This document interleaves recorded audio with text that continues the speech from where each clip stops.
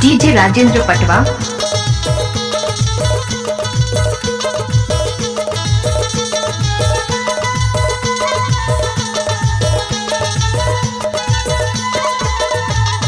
DJ Rajendra पटवा। अरे हाँ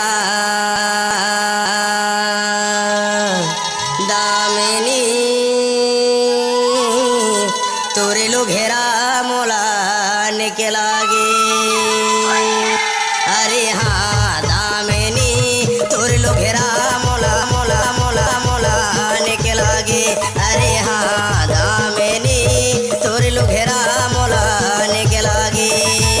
तोरे लो घेरा मोला निकलागे दामिनी तोरे लो घेरा मोला निकलागे।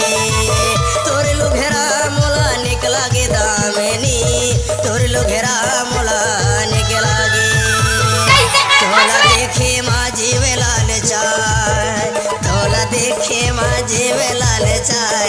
आरती तोरे लो घेरा मोला निकलागे। तोला देखे माझी वे लाल चाय, तोला देखे माझे वे लाल चाय। आरती तोरे लो घेरा मोला निकलागे। डीजे राजेंद्र पटवा।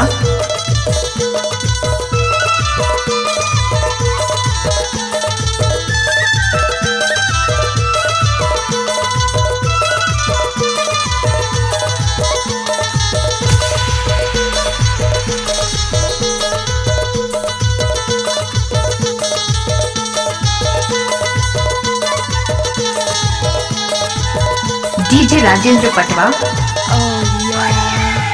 आनी बानी के रंग में तोला रंगा हूँ वो तोला रंगा हूँ।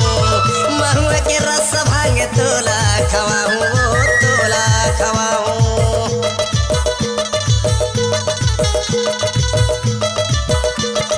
डीजे राजेंद्र पटवा। ये आनी बानी के रंग में तोला रंगा हूँ वो तोला रंगा हूँ। महुआ के रस भांग तोला खवा हूँ वो तोला खवा हूँ। तोला छुए मन लाल चाय। डीजे राजेंद्र पटवा।